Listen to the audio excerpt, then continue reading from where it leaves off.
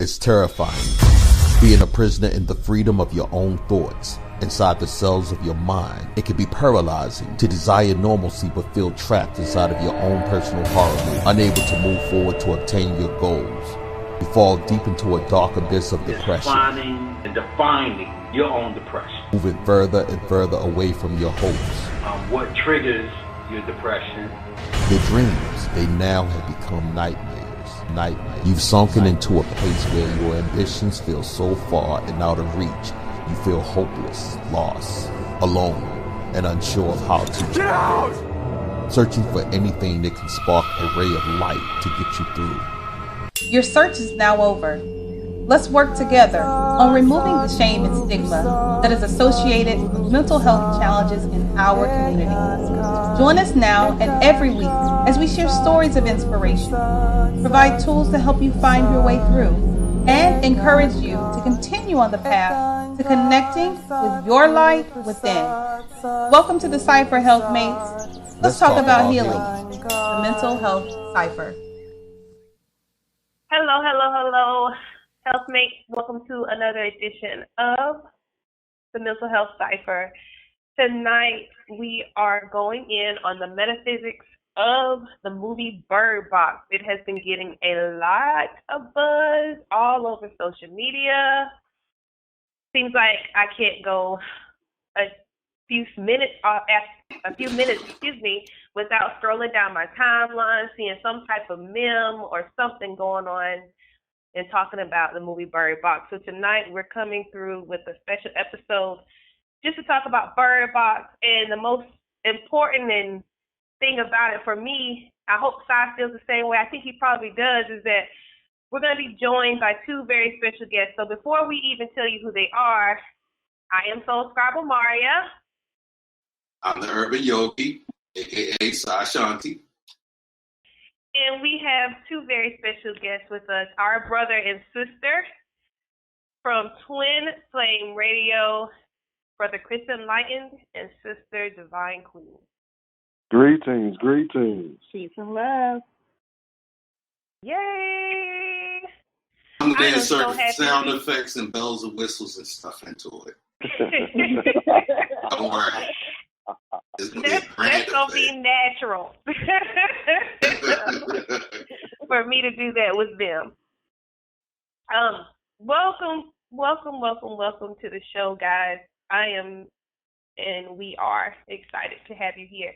So before we get in on movies and how it relates on a metaphysical level to how life is experienced in the quote-unquote real world, tell us about yourself, Chris and Divine Queen. Sure, I'm Chris Enlightened. I'm from Cincinnati, Ohio. I'm always winning. I'm an author of 3 books. The Enlightened Talk is a book of metaphysical spiritual forms that's guaranteed to titillate your frontal lobe. My second best-selling book is Poverty Consciousness, and my third book is Wealth Consciousness. They're out on Amazon.com. Look them up under Christopher E. Huffman. I'm a YouTube sensation. My YouTube page is the THEE Enlightened Journey. Check me out. I got a bunch of videos out there trying to help people evolve spiritually, mentally, and all good forms of winning. I can also be reached on our hit radio show with my lovely wife, Divine Queen. That's Twin Flame Radio. That's blogtalkradio.com/Twin Flame Radio every Monday night at 9 p.m. Eastern Time. We're out here winning. If you want to call and speak to us live, 619-924-0835. I'm also a martial artist. I'm a master of Wing Chun, Kung Fu, and Salat. I'm a public speaker, healer, metaphysical guru, occultist, authority on altars, a solar god, and I'm always winning. Hard to follow that. Peace, fam. I am Divine Queen, co-host of Twin Flame Radio with Chris Enlightened, and I am also an author. I wrote a book called I Am. It's on Amazon. It's a book of spiritual short stories where the characters in the stories identify themselves as the higher gods throughout the story. I also am the owner of I Am Design Products, which can be found on Etsy. And on there, I have a plethora of different products, oils, soaps, bath bombs, lotions, all kind of yummy goodiness on there, as well as other jewelry and things of that nature. And lastly, the last thing that I do is I am a clairvoyant empath. And basically what that means is that I am able to see and have a knowing of different things, intuitive insight on things that are going on around you, whether it be within your current time, past time, or things that are coming into the future. And with that, the empathic side of that is that I have a way of knowing things and feeling energy and just able to guide people on their spiritual journey with that gift. And we're both Chaldean certified numerologists as well. Correct. Two of my most favorite people in the galaxy, not just the planet Earth, the galaxy. Because I am a cosmic traveler. I go to many dimensions, and just the love that they have for each other, the love that they have for humanity, the love that they have for enlightenment. Just like I said, just two of the most beautiful people that I've ever met, and I'm so thrilled to have them on this show talking about Bird Box, which I found out about because of Chris Enlightenment. So there's no way we could do this show without Chris Enlightenment and Divine Queen. And just chopping it up before the show, we have a lot in common as far as our approach to watching movies. Me and Divine Queen have the same approach as far as pre-watching the movie. And me and Chris Enlightenment share a lot of similarities, watch the movie and post-watch the movie. So this is going to be awesome. I'm really looking forward to it. Yeah. We are excited to be here. Definitely excited to be here. I couldn't wait to be here. And also, awesome. He's one of our favorite people in Korea. We truly love him and the things that he's done for us. And yeah, the one for Sy, I wouldn't be the YouTube sensation that I am today. If it wasn't for Omaria, I wouldn't be a solar adept. She's one of the first persons I've seen, work with the sun. I've seen her response with the sun, and I was like, wait a minute. She got the same cool vibe that I got. I wonder if I can do it too. Now we're both right. If you guys can't tell, we all family here. So technically, we still haven't had our first guest because this is family, and this is just what we do. So the comfort level is going to be, off the hook. I'm going to try not to say too much because I want to hear from our guests. And you give me the mic, it's like it become affixed to my hand, and I can go in long. But Chris Enlightenment and Divine Queen, everybody, you in for a treat. You're really, really in for a treat. The first thing that I want to state about Bird Box is it's getting a lot of hate. A lot of hate. A lot of people absolutely hate it. A lot of people I've seen a lot of posts of people encouraging people not to see it. It's like I saw everything from it's just not entertaining, it's not good, to it actually messes with your consciousness. And it's actually sending subliminal messages that can be destructive for your spiritual growth. That's what you call polarizing. That's a polarizing movie. But what we're going to do here, we're going to go from just off the dome, pretty much. Me and Omaria watched it Friday, which was my second time seeing it. Her and I chopped it up a little bit about what we got from it. She definitely saw some things that I didn't, and this is just going to be. I was gonna watch it again last night before this show, but I'm just going to go off of what I already internalized and already knew. And just through speaking about it, we're going to be able to visually see the movie again as we're speaking about it. I'm pretty sure of it. So let's start from the beginning. This is the first thing that I noticed. The omnipresent voice when they were on the river, pretty much giving them the coordinates to safety, to the compound in which they're going to. Oh yeah, by the way, spoiler alert. Don't listen to this if you haven't seen the movie yet. Watch the movie first. Then come back and watch this. I apologize for that. Spoiler alert. But yeah, the omnipresent voice of the guy on the radio and the shot of them just being on a river, a stream, it just represents a conscious flow of energy. And he's giving them the coordinates to the compound for safety. I love that they started off the movie that way, because isn't that how we all enter into this reality in the flesh? Indeed. One of the character. I'm sorry. Go ahead. Oh no, go ahead, brother. The character of Sandra Bullock. That's the next scene that we see that we're introduced to her, and we're able to see her mentality and her perspective on reality based off of her being a painter and what she was painting. The solitude, the isolation, the inability to connect with other humans. She was pretty much a shut-in. I could really relate to that.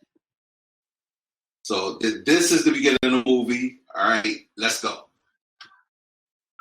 You know, I heard about Bird Box like a couple of weeks before it even came out. So the night it was available, I was there watching.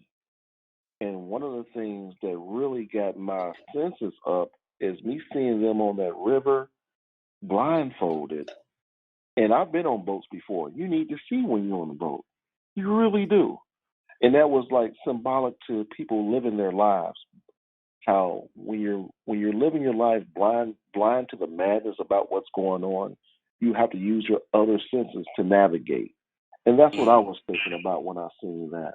I was thinking about, wow, how I don't watch the news, or how I disconnect myself from all the earthly distractions in order to navigate my spiritual life.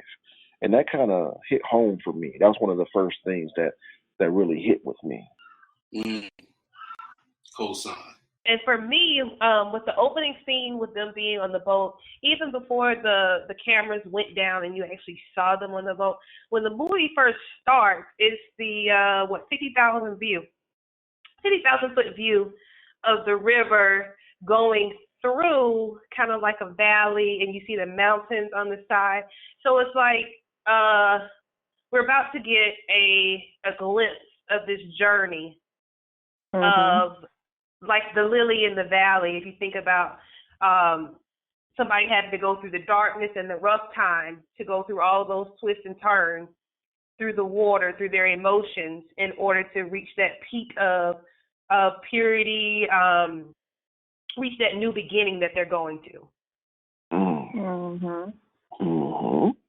I would agree with Sy about the beginning, how the character Sandra Bullock was very isolated. She was detached from everyone pretty much, and she was comfortable in her solitude. The only person that she did have a closeness to in the beginning of the movie was her sister. And in the very beginning of the movie, they showed that she was pregnant, and she wasn't even attached to the baby that she was carrying. She looked at it as more of a setback or a hindrance to her current lifestyle. And when they flash forward to when they were getting ready to get on the boat, and they showed her speaking to two little children, she didn't call them by any name. She called them boy and girl. And so there was just, more evidence of a detachment, and the guard that she constantly had up to, even though she was looking after, apparently looking after these two little children, she was still guarding herself. by not having any form of attachment with them.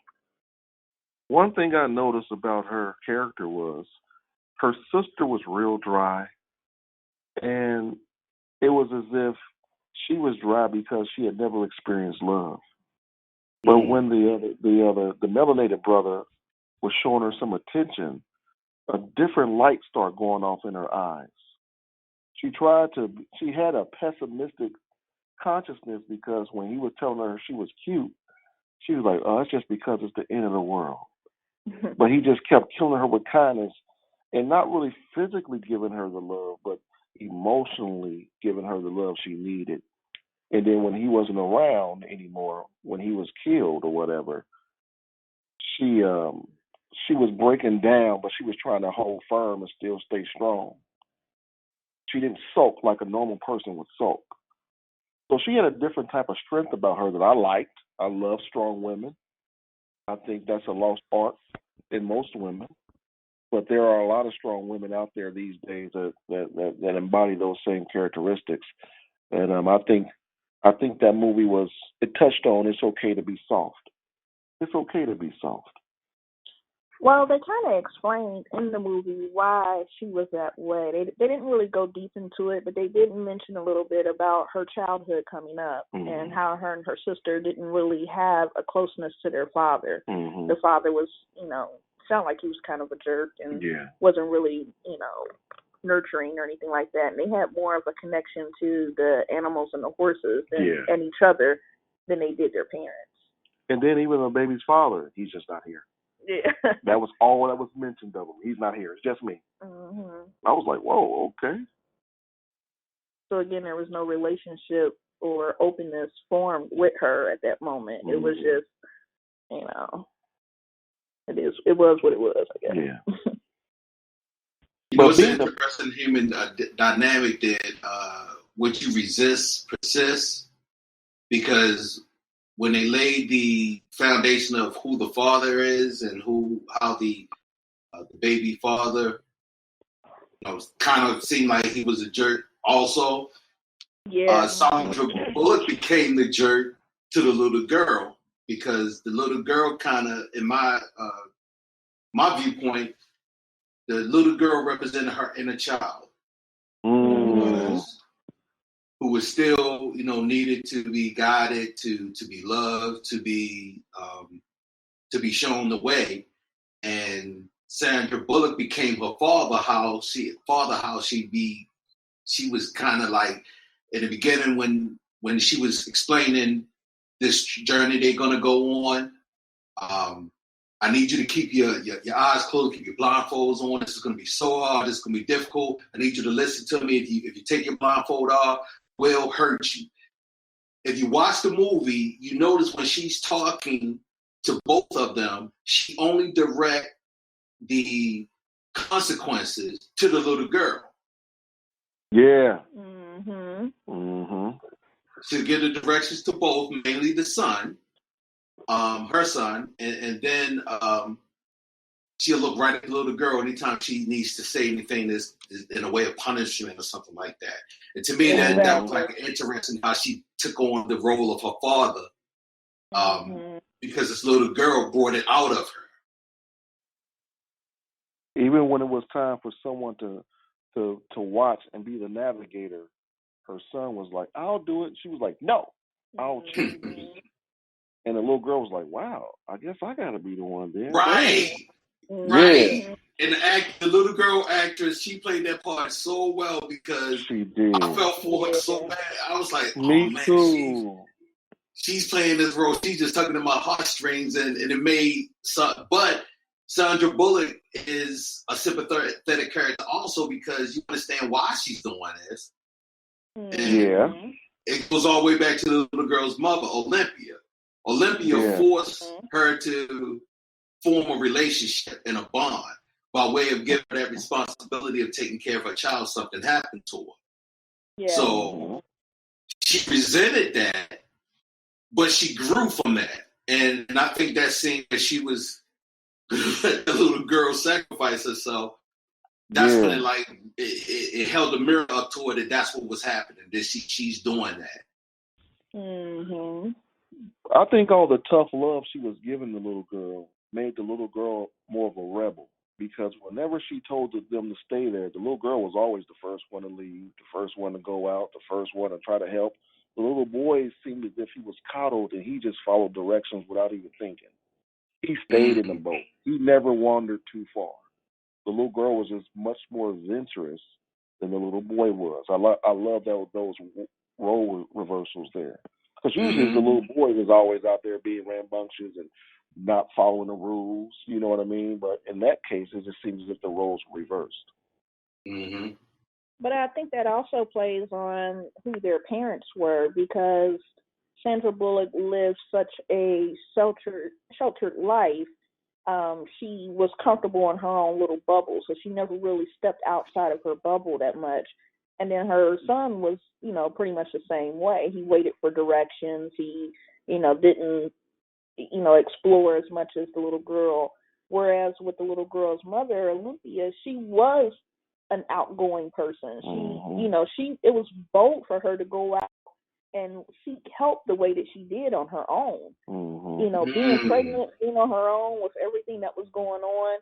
And even though she knew that Sandra Bullock's character didn't really care for her, she kind of, made them bond anyway. She kind of forced a bond within them. So she created this bond, this friendship between them, and it made her more, it made Sandra Bullock open up more. And so her daughter was the same way. She was more open. She was more vocal. She was more of an explorer.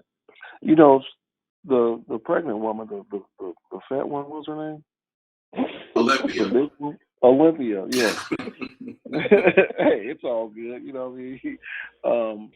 She did something. She did a tactic that I used on you back when we first hooked up. She planted seeds in her consciousness of we're going to be together. She kept saying we should be together. We should sleep next to each other because we're pregnant. We should be friends. We should raise our children together. Cause, you know what I mean? So she subliminally brainwashed her into believing because of that seed was planted in her. And I thought that was a dope little tactic that the director or the writer put in that movie like that. You could plant seeds of hope within people and them not even being conscious of it. So that's what you did, too. That's what I did. I said, you can spare my firstborn. You know what's deep about? I want to touch on something what both of y'all said. That was very insightful, and it just boom. Now it opened up something for me about how the children were mirrors of their parents. That was a great observation, Divine Queen. But also, I like what you said, Chris, about her planting that seed to Sandra Bullock about their closeness. Even though yours was voluntary, yours was, a focused decision that you made with Divine Queen. Props on that, by the way. I think Olympia, hers was more subconscious. It was involuntary because she was clingy. Because if you remember, she said that her husband did everything for her. Yeah. So it wasn't like she was an extrovert. She was an introvert that needed an extrovert to cling on to. And that's what Sandra Bullock represented. And you can see that in her daughter, because I think her daughter was, she was rebellious, not voluntarily, involuntarily.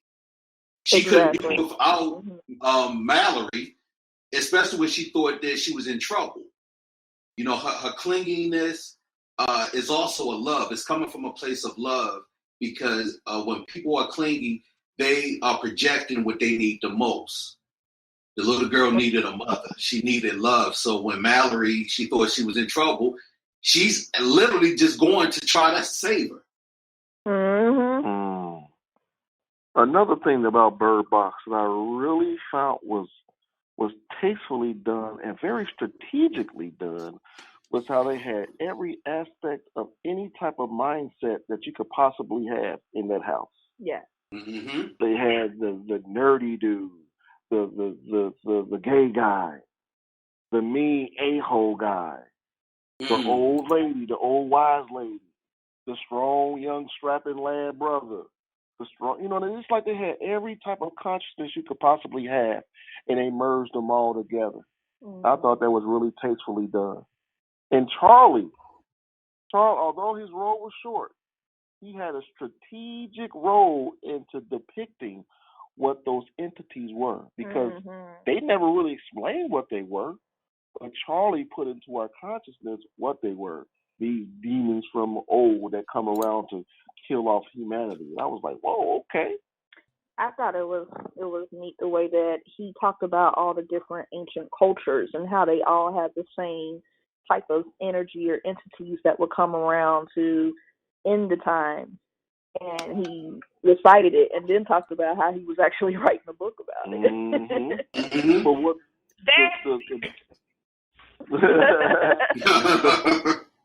the back end of that, I don't even know if people was even conscious of it happening to them, because it happened to me and I noticed it.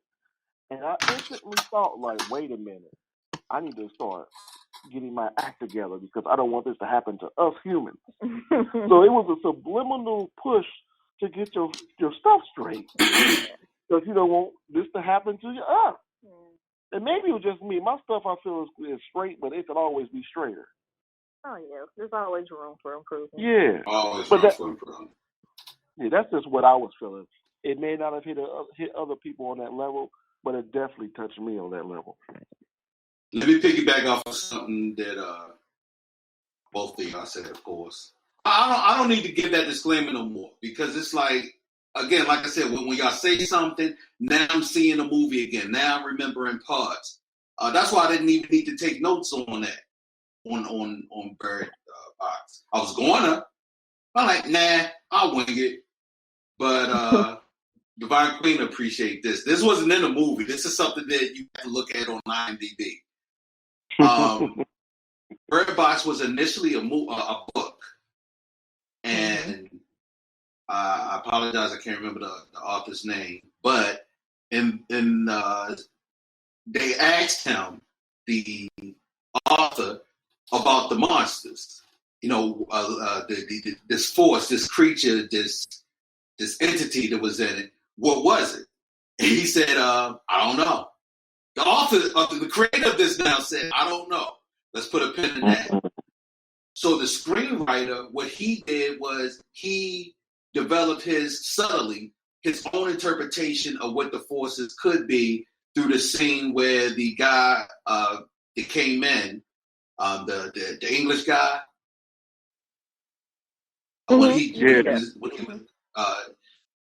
he subtly depicted what they look like through him. And he subtly gave a explanation of what they could be through Charlie. And I love the fact that he got it from research, because he's writing a book, and Bird Box was a book. So I thought that was like bravo. That's excellent screenwriting. And I want to say what you was talking about, Chris, how he broke down the different entities and mythos in different cultures from around the world. And I'm going to take a crack at what this force could have possibly been, to open up some new dialogue.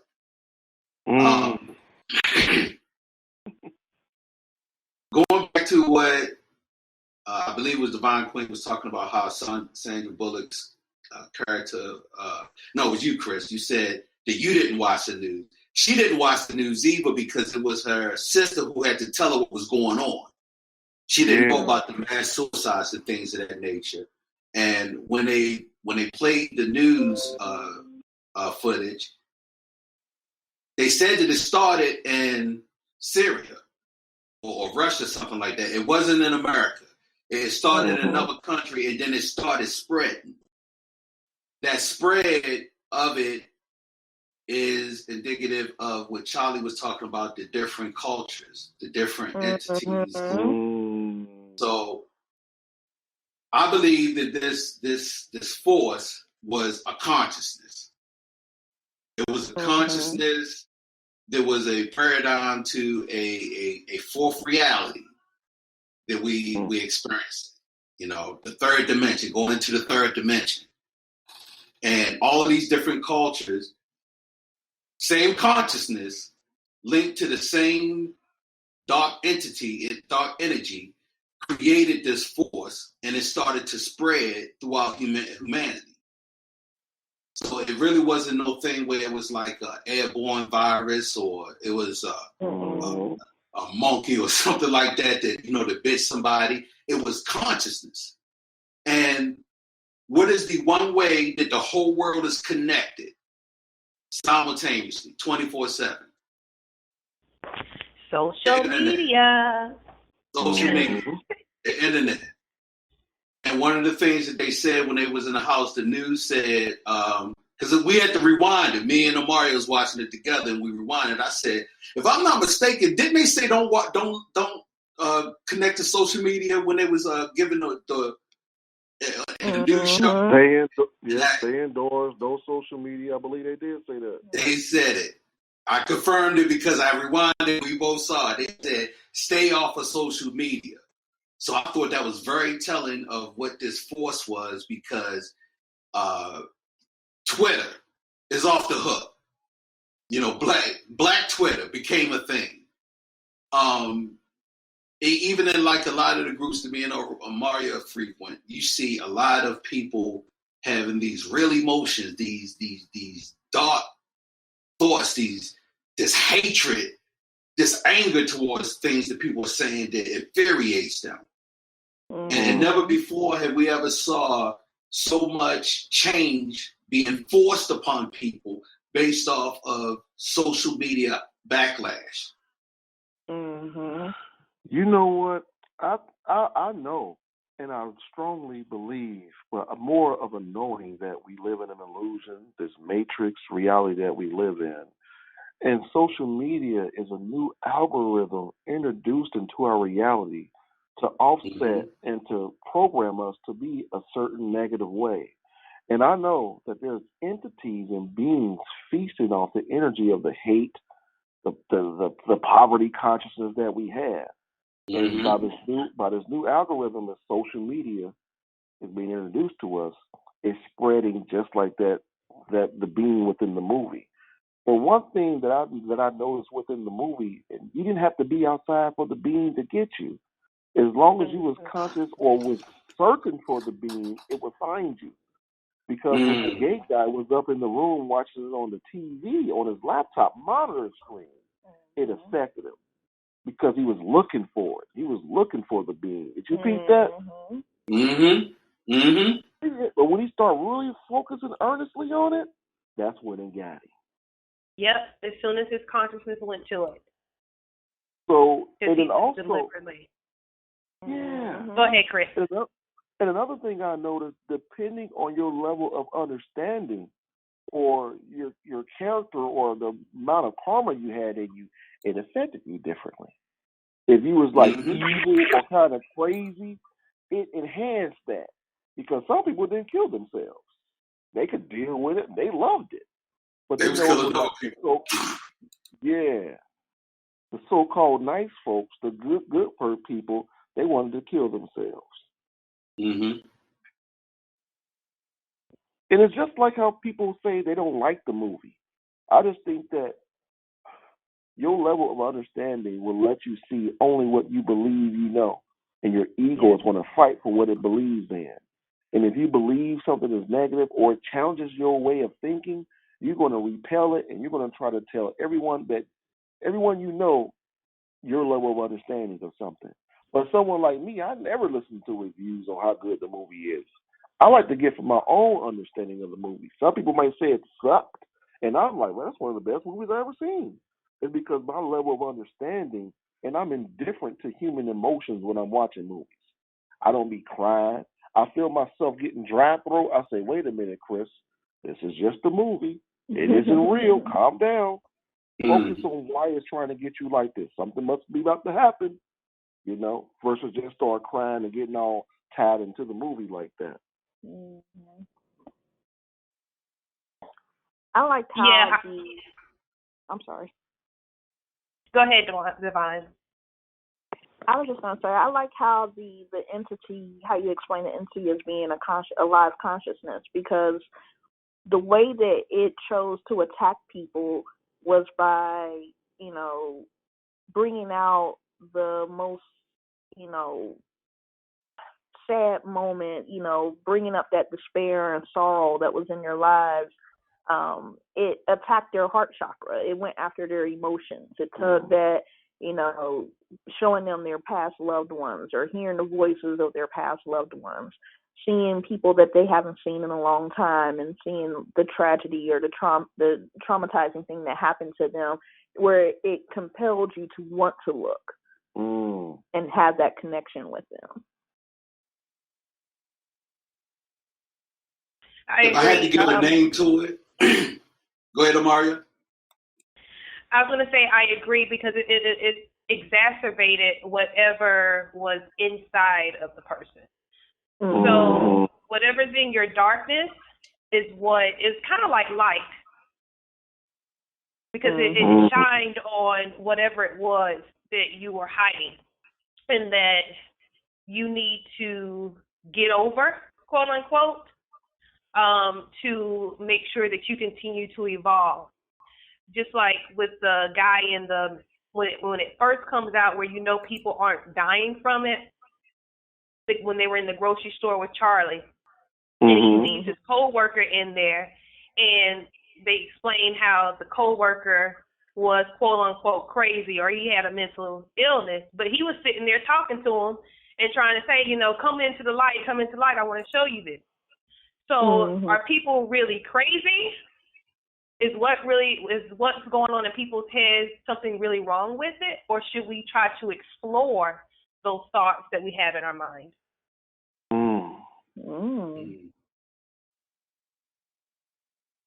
You know what?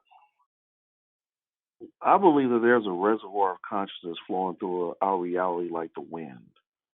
And I liked how that movie depicted the negative side of consciousness.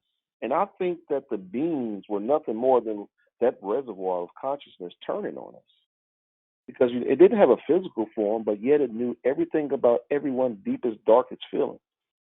And I don't believe that we think for ourselves either. I know that depending on your level of understanding, you can pull more from that reservoir of consciousness. And you think you're thinking it, but it's not really you thinking. Your level of understanding and however high you're vibrating allows you to tap into that reservoir a little deeper than most. Because there's no way that two people around the world can have the same exact idea. Like I run into people that say stuff, I say, man, I had that idea, but I didn't do anything with it.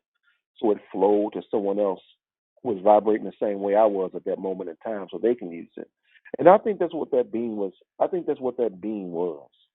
Like consciousness, the negative or the dark side, like on Tales from the Dark Side, how they show all the light and then they flip it over and you see all the darkness, the same picture, but just the negative side of consciousness.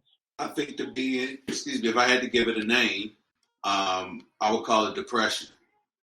Because everybody handles depression differently. For some people, depression makes you want to reset, take your life. So, like you said, Chris, it affected people differently. The people who were extremely depressed, already on that edge, it made them kill themselves. Olympia lost her husband, and she was clinging to try to attach to something. And she was pregnant, so it made her kill herself. The old lady who killed herself, she was an older woman, and she really just didn't understand what was happening. She wasn't connected to social media, so she felt alone. She killed herself. The English guy, he had colleagues. He had a business mind. He's from another country, so he has a history there. His way to handle the quote-unquote depression was to get other people to look at the depression. Why? Because misery loves company. Then you had those people who depression makes them violent, like the group of people who were trying to kill them. Now, just think, if there was a plague or a disease of depression that was going around, it's really only going to affect those who are not depressed. If you are already depressed, it's going to be beautiful to you because now it's leveled the playing field. Mm-hmm. Because another way that people handle depression, and me being challenged by depression, this is how I learned to handle it. Depression can be used as a reset without killing yourself. It's a rock bottom, slate clean, starting from scratch. Letting go of things that don't work. Now I got to find something new. Now you're moving towards what does work. And once I figured that out, I wanted to share with other people. So I'm trying to share, hey, look, if you're depressed, you can use that as a superpower. That's crazy.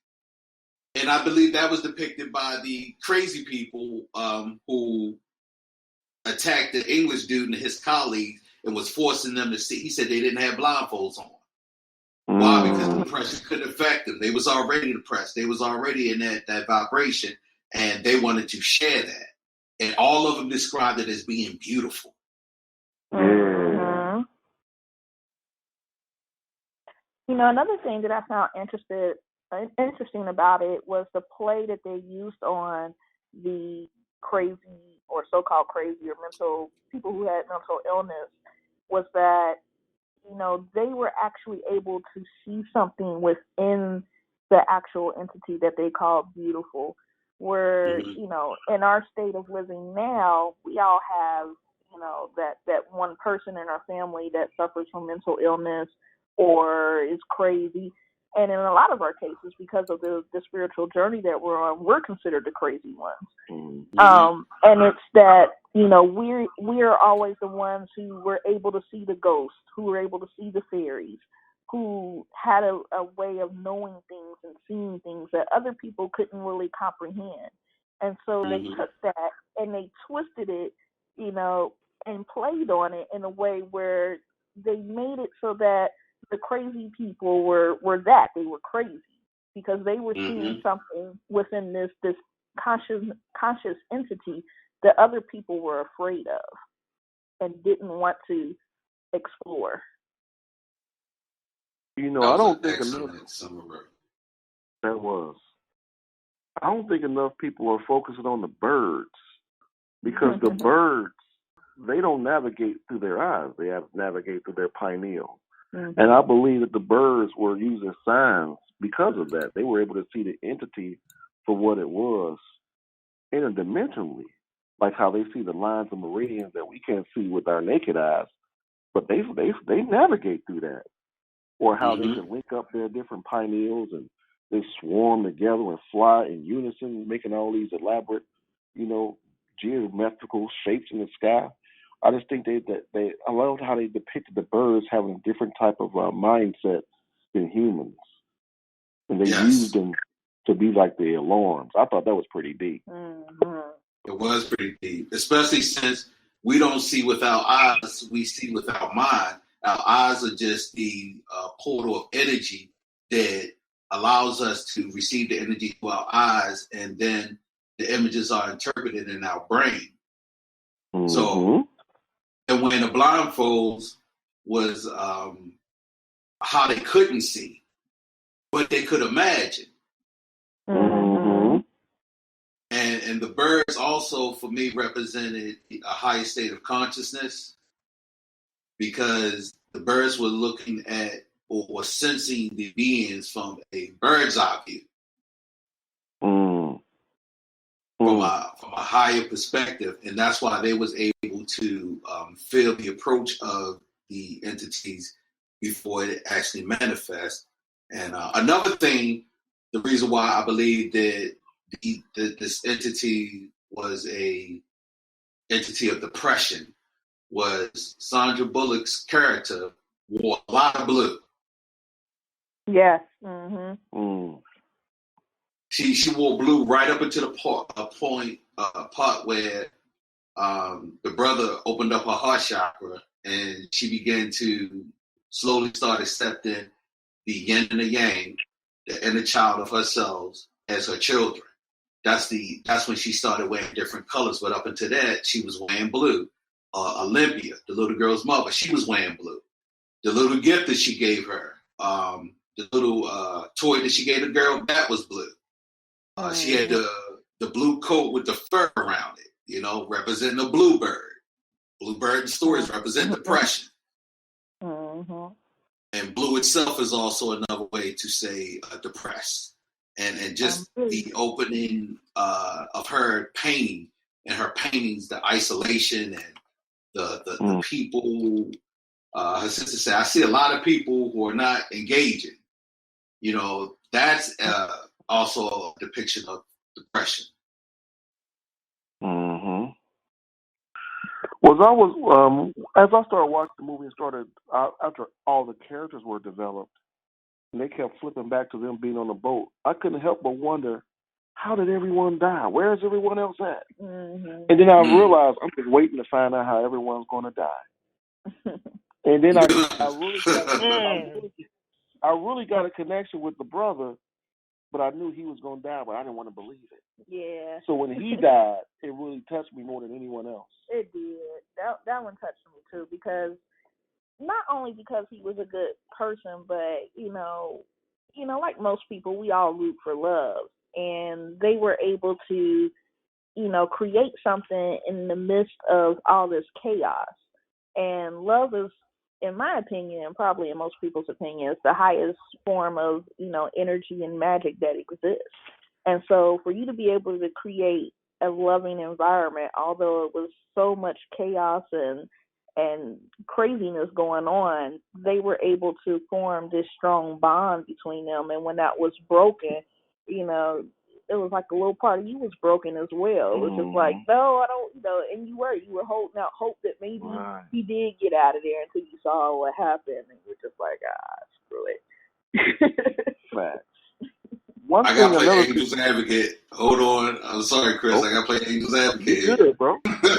I agree with everything y'all said. I really did. Even up to the point where I was, when the people came, I said, "Oh, the brother gonna die defending them so they can get away." It was, you know, it was just like, I knew that was gonna happen. But in the house, like you said earlier, you had a plethora of different personalities that was in there. Now let's just look at that house as consciousness, and each person in there represented a different aspect of your thoughts. And their behavior that was a connection to how much these thoughts, how loud these thoughts are in your consciousness. The brother represented the angel on your shoulder, and John Malkovich represented the devil on your shoulder. He was the loudmouth a-hole that everybody always was kind of shut down. But think about it. John Malkovich didn't say anything that was wrong. Everything he said, he was right about it. And he even said he's always right. He even said he's always right. But the brother, even though he was of good heart and he was doing the right thing, the brother's action led to everybody dying. Because once he let Olympia in, that set a precedent for, okay, if someone needs help, you help them regardless. He was responsible for Charlie's death because somebody banging on the door, okay, we got to let him in. So Charlie had to sacrifice himself to let him in. And then Olympia in turn let the English dude in, who in turn just killed everybody else. But it was the brother's pebble being dropped in the water that started that ripple effect. So with that being said, I think, and this is discussion. I want to know y'all opinion on this. I don't believe that the brother was influenced by the entity to take his life. I think he did it of his own free will. I'm gonna tell you why. Even though it was evident that he's okay. I ain't got any other case closed. But yeah, even though he saw it, and I love the depiction of how the eyes start to crystallize. To me, that says that you're now looking through your third eye, not your physical eye. And he had enough of his own control to shoot that guy so he wouldn't go after Sandra Bullock and boy and girl. Mm-hmm. But at the same time, he recognizes a powerful energy and entity. I don't want it to get to me because I could very well go and hurt them. I'm going to take out myself. Mm-hmm. That's what I got from it too, because it seemed as if he had seen the entity, but he still had enough willpower to take out that last guy before he hurt his family. Yes. And then it was almost as if he was struggling with putting the gun up to his head, like something was trying to pull him away from not putting it to his head. It didn't seem like he was struggling to push the gun away. It seemed like he was struggling to pull the gun to him to kill himself. I think that was a perfect depiction of like silent weapons. When you don't know you're being attacked or you don't know your enemy, it's easy to succumb to your enemy. But by him seeing everyone he loved die, being aware for years about this energy, doing what it does to you, he still was able to hold on to his subconscious mind enough to kill himself. But if that would have happened to him when it first popped off, he might not have had that strength. Mm-hmm. I like that play on it. I also liked how the movie played on other movies that I had seen, like A Silent Place, The Happening, and Blindness. Mm-hmm. It was an amalgamation of all three of those movies. Have y'all seen those? A Quiet Place and The Happening and Blindness? I have not. Oh, okay. I heard of A Quiet Place, and I did see The Happening, and I agree. Matter of fact, when I posted a Bird Box in my group to see who else saw it, that's how I described it. I said it's like A Quiet Place, but with blindfolds. Mm-hmm. Well, Blindness was a movie about everyone in the world going blind. Everyone in the world just all of a sudden woke up, they were just blind, except one person. But she had to act blind in order not to be the outcast. And The Happening was about this mystical force that makes people kill themselves when they're in groups. It was deep. It was deep. The Happening, yeah, that was pretty good. I think The Happening was going for what Bird Box did. Yeah. But it just failed miserably. It did. The Happening had a lot of potential. I wouldn't be surprised if he was trying to model it after the book, the original story of Bird Box, but he was trying to change it up and make it his own. And like you said, in the process, it just failed miserably. But it has so much potential. And the potential is what I focus on. Yeah. Forget about the movie. It's just that concept put in my mind. I was like, whoa, okay. That movie made me become even more of a loner. I was like, I don't need nobody. That's why I get killed messing with these people. Leave alone.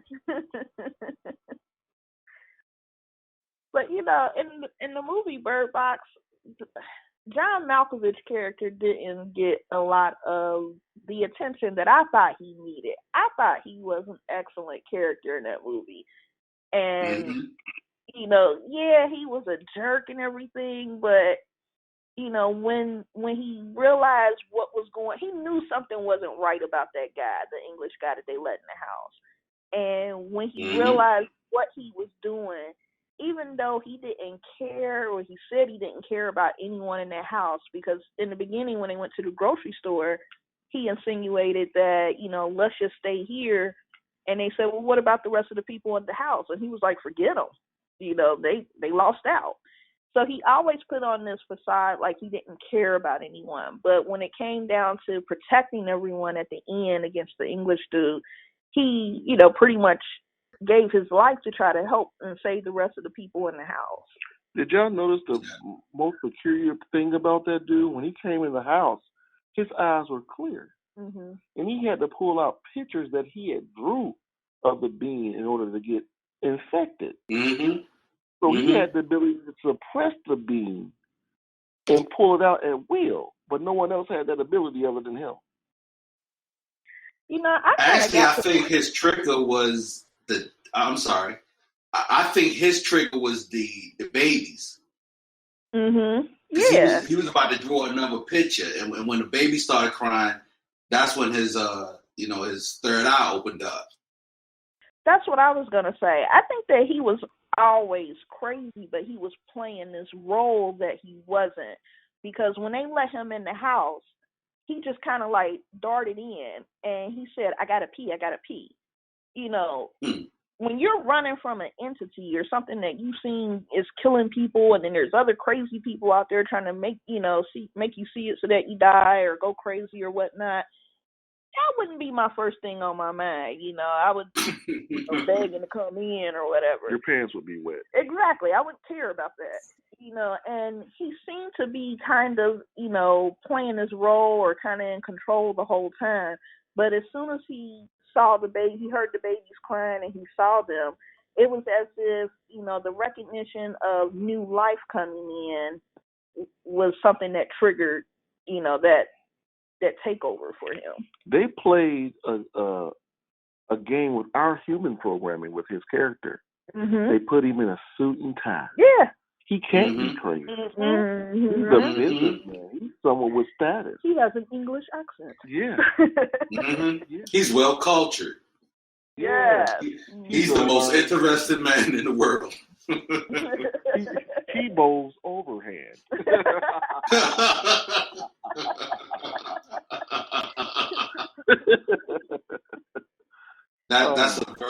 That's an excellent point. And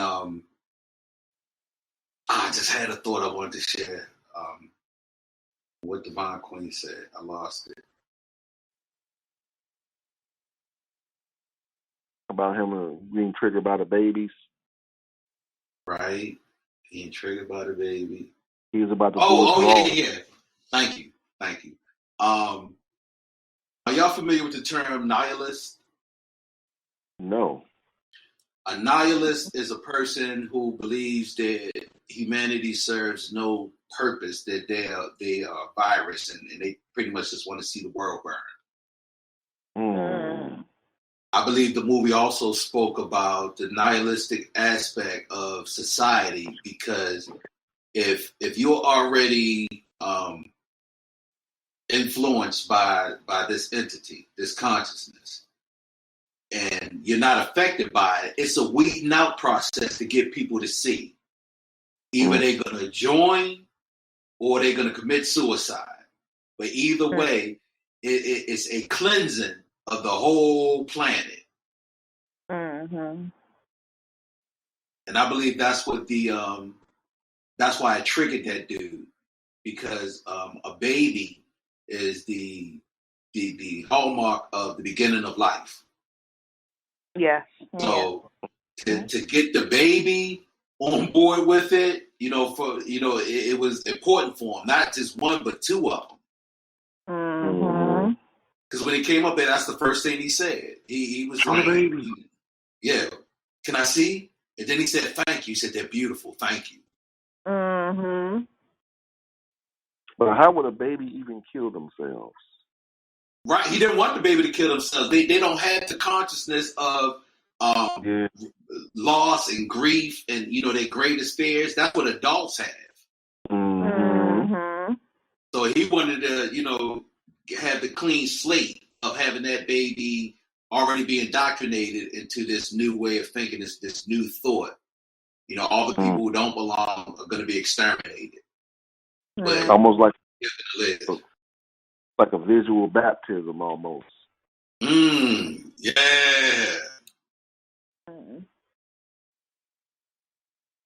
A metaphorical purifying yourself in the lakes of the waters of Lake Minnetonka.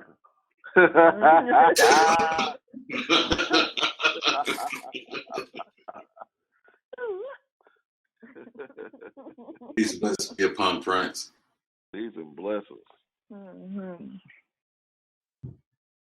Now, how about the river? When it was on the river,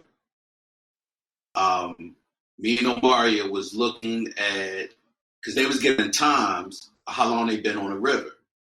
Yeah. Mm-hmm. There was no way that wasn't a message. So I started peeping. I started doing the numerology on it. One of them was a 6. One of them was a 10. One of them was an 11. And as we was watching the movie, we would pause it and then we would look up the numerology of it to see the mastery of that number. And then we would continue with this thing, and they matched perfectly. You know, being a certified numerologist, that's something that I'm always looking at. I'm always looking at whenever there's a number shown within a movie, where it could be an address, it could be the time, it could be someone's age or whatever. I take that moment to add up the numbers to see what's the significance to that number, to the character, or to the home, or to the period that's happening within that movie. And it's like clockwork. It's always some kind of connection. And so I found myself doing the same thing. And I was like, oh, okay, added up to 7. This is the time where they're really, you know, going in. She's using her intuition to guide her during the rowing of the boat, or, you know, you could tell that there was like this strong moment where maybe she was, you know, even though they didn't show it, that maybe she was praying that they would, you know, they were going to make it out okay. When it added up to 6, it was like, oh, okay, she's showing a little, you know, she's being emotional now. She's showing a little bit of a nurturing side that she's never really showed before towards the boy and girl. And, you know, so yeah, I definitely agree with that. It was definitely a play on the numbers. I think a lot of movies do that. They're really, a lot of these directors and stuff are very clever in the way that they throw in little things that most people overlook, you know, such as numbers and colors and all kind of stuff like that. It's always some little play on it. You know, the numbers for us are like our birds to our reality. They're signals and heads up on what's really going on beyond what our eyes are seeing. And one thing I kind of vaguely remember about the numbers is when the guy over the phone, when he was telling her how long it would take, it took them a little longer. It did. A little longer than what he said. And that's when they went through the rapids and everything. I was like, oh, man, they must have missed it. But he told us there were going to be some rapids and all that good stuff.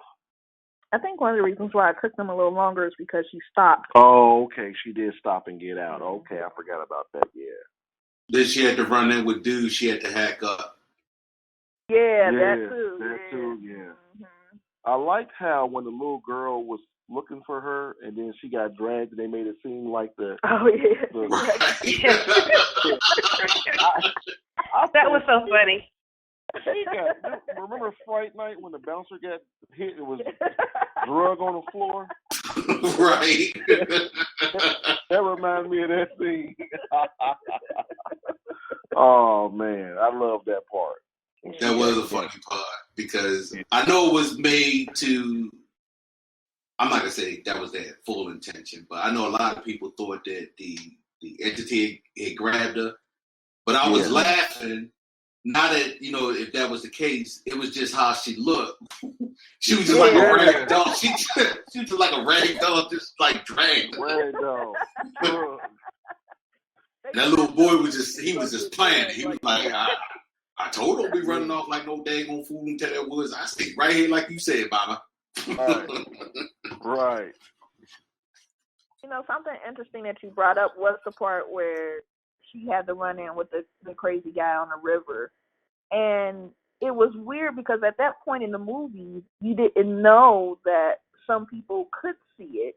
Right. Yeah. And so when he was telling her, like, it's okay, take the blindfolds off, you guys hungry? And I'm thinking, like, why isn't she allowing this man to help her? What's wrong with this man? Why is she not trusting?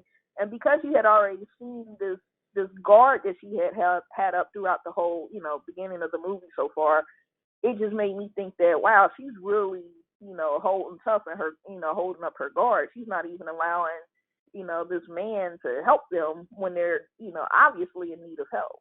Well, what was even deeper was, well, not even deeper, but what I thought was kind of weird was, how does she distinguish between that being a real human and not the entity talking to her?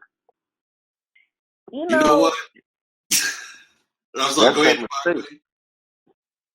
Well, I was going to say, because it had been 5 years, she's probably had, they had seen like many different people who were, crazy or whatnot around that time that could see that. So it was, and she knew that by talking on the phone with the guy that was leading them to the solitude, the school, that there would more than likely be like no interaction with anyone, because he said that this is going to be a trip that's going to be hard and it's going to take this long and blah, blah, skippy.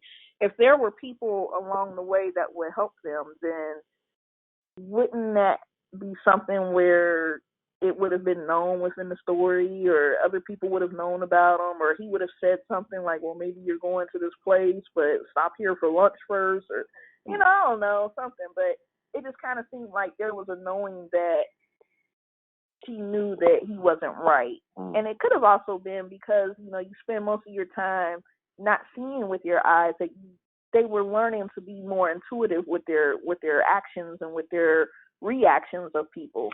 She was teaching the kids sound depth perception. Mm-hmm. So maybe she was picking up on his vibration from his voice. Like, wait a minute, that's coming from this area versus it encompassing me. Mm. Another thing that I liked about the movie that a lot of people that I talked to about the movie haven't picked up on, those blindfolds weren't blindfolded. Nah. They was able to see through them a little bit. A little bit, yeah. Mm-hmm. Yeah. So it means that you have to be able to see the entity clear in order for it to affect you, because they weren't completely blindfolded. Well, not necessarily, because the gay guy couldn't really see it clearly. I think it's more of what we were saying earlier, what Omaria said, was that you have to be searching for it.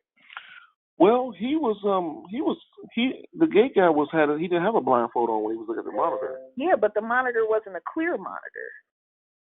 It was a clear monitor. Remember? Yeah, it was clear. I thought he was saying, well, never mind. I'll go back and watch it. Speaking of that scene, I don't think that the entity affected the dude who was in the chair. I think he was actually trying to get away from it. He wasn't trying to kill himself. Look at that part again, because it was like just before they had a reaction, and they showed the people downstairs running upstairs. He had this look in his face like, oh no, it's coming. I think he was trying to get away. I even like played it in slow motion, and when he was like trying to get away from seeing it, that's when he tipped over and hit his head, and that's how he killed himself. Did they show his eyes? I'm about to see right now, because I'm pulling it up as we talk, because when the dude came and you was asking like how she knew that wasn't one of the beings, what I thought was anytime you heard the being speaking to them, it was like a whisper in their head with echo effect on it. You know what I'm saying? This dude was like, clearly outside of the space of hearing within self. And also, what Divine Queen said, I wanted to match up the hours they was on the river to see if that was the hour of her heightened intuition. Mm-hmm. Where she could just feel that this dude is, he's not right. And I don't know if you guys picked up on this, but in the very beginning, when she was telling boy and girl they're about to go on this trip, this journey is going to be hard, and giving them the layout of the rules and regulations, it was a painting behind them. It had 3 elephants, a mother elephant and 2 baby elephants. the mother elephant had the baby elephant like going into the woods, and another baby elephant was alone by the river. I thought that represented the little girl, how Mallory, Sandra Bullock's character, felt detached from her, but was learning to be attached to her son because it is her son. But also, it was a deer in that painting, which I thought represented when the guy had told him. He said, "Hey, guess what I saw? I saw a baby deer in the woods." Mm-hmm. I didn't peep that. I have to go back and look at that. One of the most impactful part of the movies was the ending to me. How the energy of the movie changed. All the blind people were joyful, playing soccer, eating crumpets. They were chilling as if nothing had ever happened. Yeah. And that leads me to believe that when you're navigating life, if you're focused on your inner self, you really have nothing to worry about. Mm-hmm. There was no attachment to anything outside of themselves to bring about that fear and destruction for them. You know, they were living life to the best, the only way they knew how to. And the people that could see, when they came to the doors for, look at their eyes, are they okay? It was like frantic. And then when the blind dude came in, he was like, Mallory? Come back and have tea and crumpets. Let's bowl overhanded.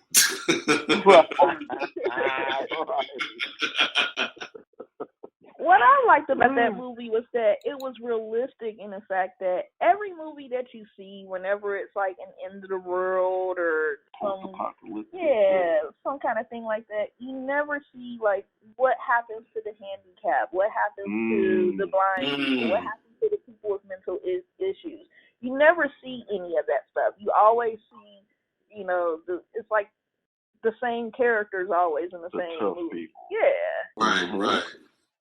And this was a movie that was more realistic, and you could see that, although these people, were blind, they were surviving better than anyone. So I believe that was a play on the meek will inherit the earth. Exactly. Mm-hmm. Because they was the ones that saved the people who could see. Mm-hmm. Yeah. And I love how the three birds that Mallory and boy and girl had, they released them and they went right up into the air with the other birds there. And they were still chirping, but it was a different chirping. It wasn't a chirping of pending doom. It was a chirping of joy and happiness. Mm-hmm. I'm glad y'all listened to it. For me, those three little birds remind me of Bob Marley's "Don't Worry About a Thing," because every little thing is gonna be all right. And that message is that you got to start tapping into your own senses. You got to start believing in the power that you have within, and how Sy always says your superpowers, and even the things that people may think is not, and even yourself may think that it's not, quote unquote, good or something that can help you. That's the main thing that you need to use to be able to elevate and uplift yourself. And so it always went back to tapping into that inner power that you have. Like, you can still navigate life even if you're blind. Even if you can't see what's around you, you still can navigate. There was one blemish in the movie that I wish I would have got some clarity on. The two that stole the car, they never showed what happened to them. Right. I need to know where they went. Yeah. And I didn't understand why they did it. Because the black dude introduced the car in their consciousness. Like it killed everybody else. So I think the director said, they did. They did. I mean, because when they were going to the grocery store, the girlfriend stepped up and said that she would go. And the boyfriend was like, kind of mad at her for wanting to go. He wanted to stay behind and be safe in the house. So she leaves, she sees what's out there, and what happens and how hard it was even driving with, not being able to see and everything. But they still chose to leave, even though she had been exposed to what was out there, and he had always seemed afraid of what was out there. But yet they still chose to leave and take their chances. I did like how they allowed us to see an inkling of the entity's power when they were in the car. Yeah. They had never done it. Shaking the car. It was encompassing the car with the car's radar. It's in the front. It's in the back. It's everywhere. Mm-hmm. And Charlie's face in the back. Oh my goodness, he was so good. I see his glasses fog up. I was like, he is scared. Great movie. There was so many layers to that movie, and when I hear people say, and it's just my own opinion, when I hear people say that they didn't like it, I hated it, it lets me know what their spiritual depth is. Mm-hmm. True. Because if you can't pull back at least 5 onion layers on that one, you would have been fine looking at the entity. I think that's a parallel. I mean, the paradoxical point of that movie. Those who are crazy will hate this movie. Those who love it would be hurt in the movie. You know what I mean? You might have to tweak that, because I'm one of the crazy ones, and I loved it. So I was gonna say. Well, it's kind of like the vice versa of it. Just like right. from Pastor Troy, like the vice versa. The ones that you think are crazy are not really crazy. Exactly. The crazy folks are calling the same folks crazy in real life, because I know I'm crazy to same folks. Yes. Well, you was right. With that, with both of y'all, combination on that, that makes it reveals who's really crazy. Yeah, right. That's what it does. Thanks for the help, legend. No problem, because we always winning. Fact.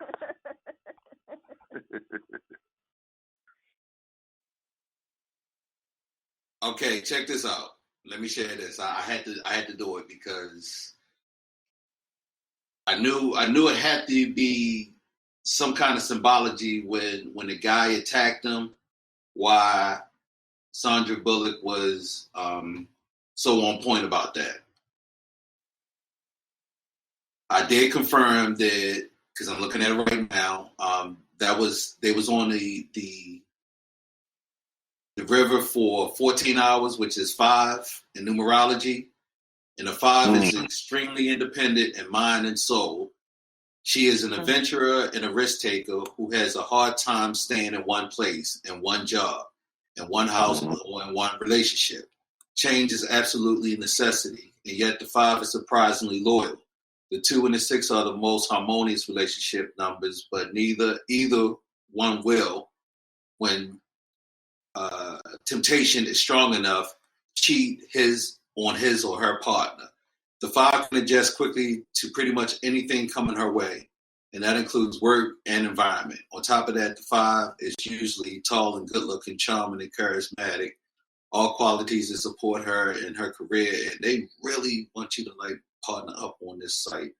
But the fact that it said that she can pretty much handle anything coming her way, that's enough for me, as far as when the dude attacked them, when after they've been on the river for 14 hours.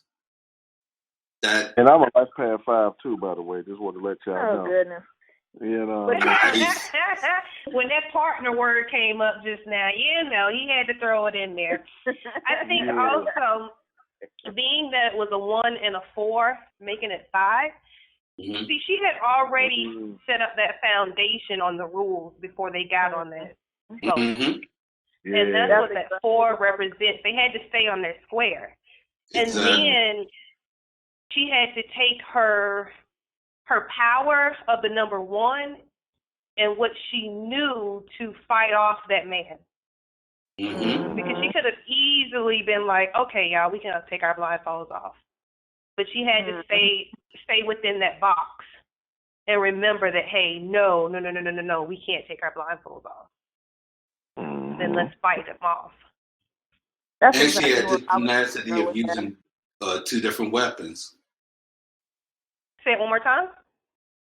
I said, and she had the tenacity enough to use 2 different weapons, because first she was shooting at him, then she wound up killing him with that machete. Mm-hmm. Wasn't that the first time we seen her in a fight or flight scenario? Second time. The first time was when she had that gun on a new dude coming in the door. Yeah. She was ready. No. Well, She pulled it on John Malkovich the first time. Yeah, that's what it was. John Malkovich the first time. The first time was when she had to run out of that hospital after she had her ultrasound, and that lady, when they first went into the hospital, was talking on the phone. The one that I think that was the lady that actually brought the entity to banging on her head to where on they the were. The lady that was talking on the phone, and she had to run out of the hospital to go jump in the car with her sister. That was the first time, because she was like, I can't remember her sister's name, but she was like, drive, just drive. Why are you stopping at the stoplight? Just drive. And so she was she was really tapping into her survival mode then. You just brought up a real good point. I think you said this when we was watching the movie. That lady was on the phone. And that's how she may have gotten quote unquote infected, because I love the shot. When I was in film school, they taught us to look at set design and blocking. Blocking is how a shot is framed. And everything in that shot has meaning. And everything is positioned in a way to tell, to support the story of the narrative. And I love the juxtaposition of the woman on the phone, and her sister was on the phone on the left-hand side, and Mallory was on the right-hand side with no phone. And the lady and her sister, well, they was having a great conversation. They laughing, they smiling. Mallory kind of looking like, I love that scene, because it was like, that's the first thing that I really noticed. That's when I started noticing the blue. Like, wow, she wearing blue again. And she's probably depressed. I said, I'm pretty sure she's depressed. Yeah, good point. And then I think that's the lady banging her head against the glass. I thought it was symbolic also, because glass is a mirror. And even though you can see through it, you can also see yourself in it. And she was banging her head when she turned around. And I could be remembering this completely, just like imposing my will, wanting this to be true. But it looked like an eye, a bloody third eye on her forehead. She turned right around, looked at Mal. Yeah. Right then and there, I was like, all right, here we go. I think that's where I paused it at. And I wrote you, Chris, and I was like, this movie is... I got that. I think that's exactly that part right there. I was like, that's a third eye. I know what's going on now. I love this. I love it. We have been rocking and rolling for I don't know the exact time, but we definitely over an hour.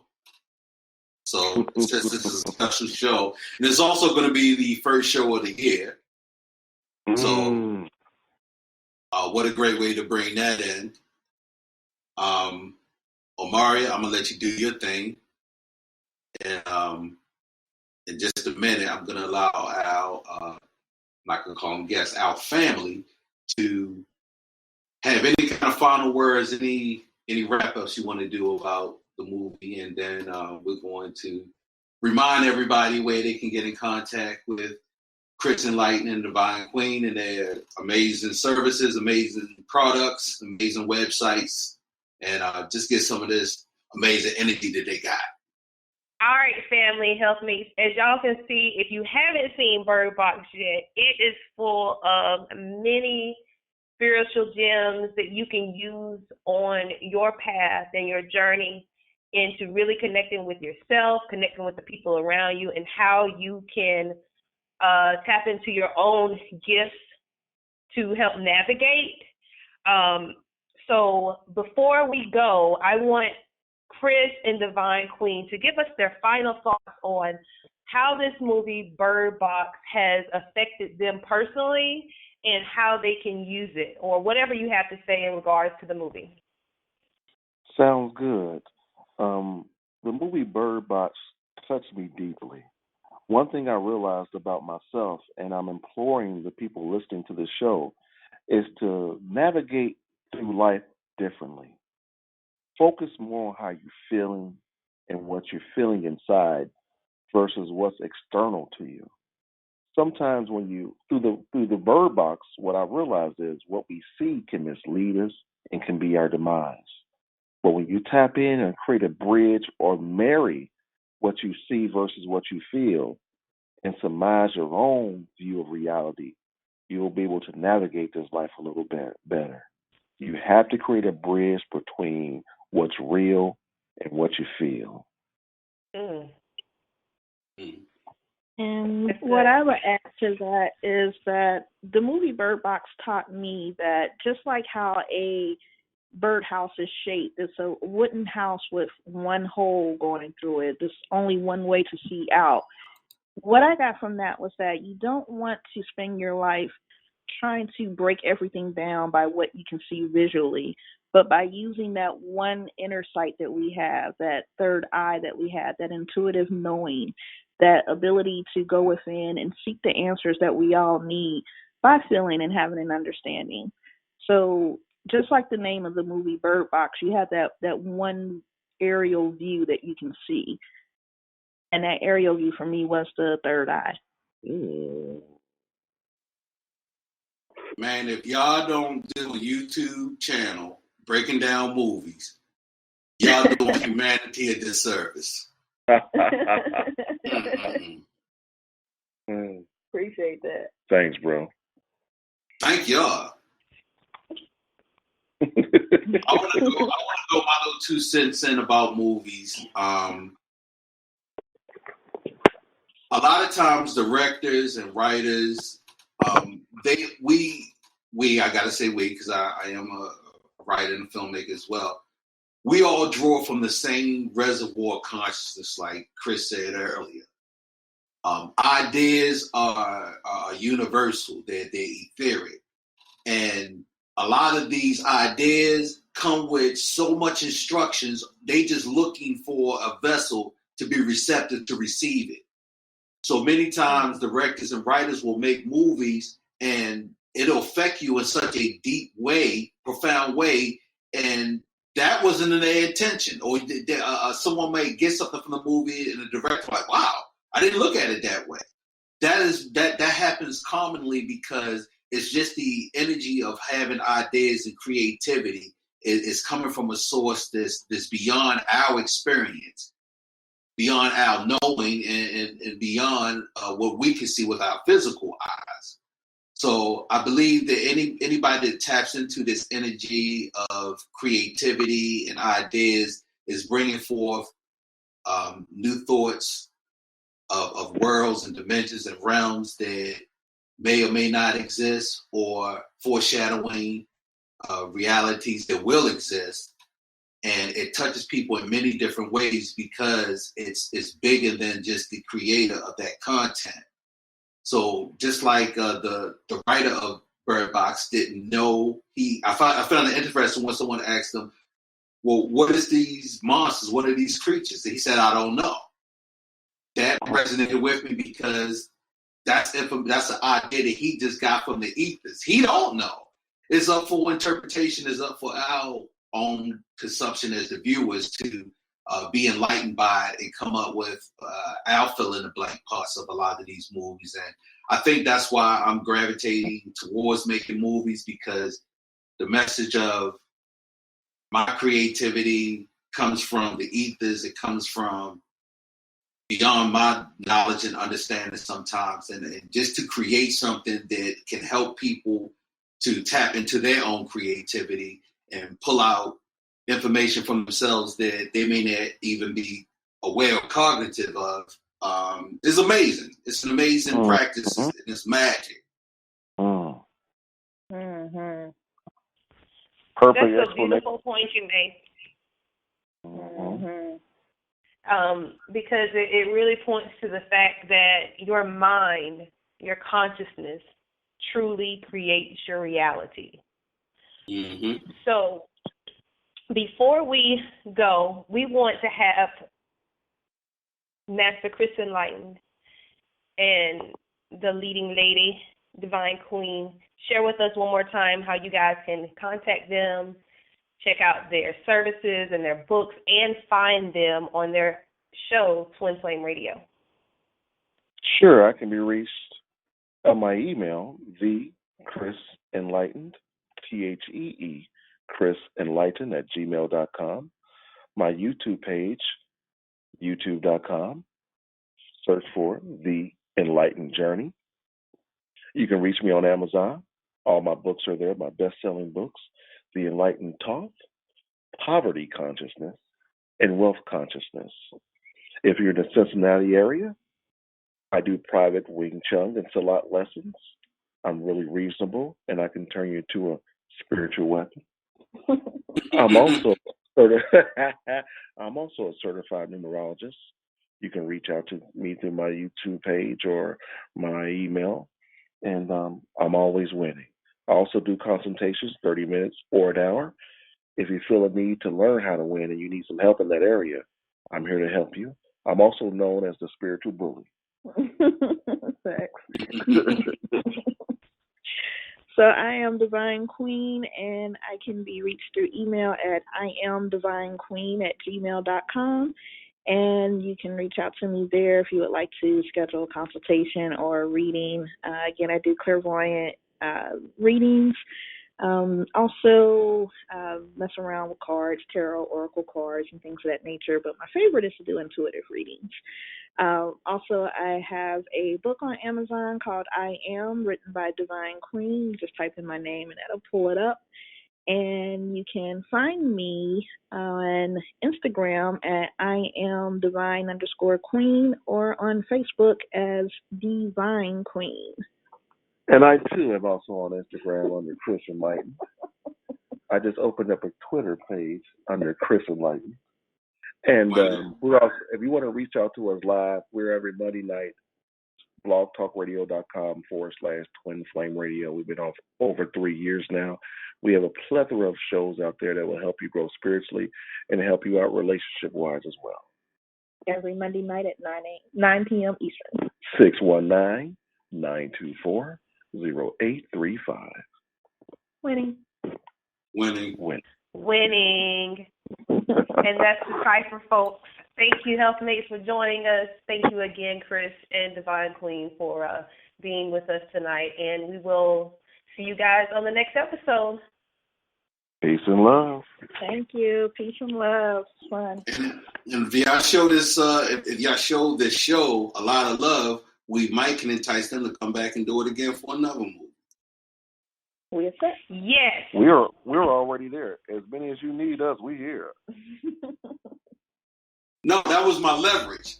I know y'all going to be there, but I'm telling them that they got to show. Give us some comments, give us some likes. Hit my people up. Show them some love, and then they'll come back. Appreciate that, bro. Appreciate that. No doubt. All right, y'all. Happy 2000 grind team. Get on your grind. Open up your mind, change your mindset, and improve your grind set. Peace. Peace.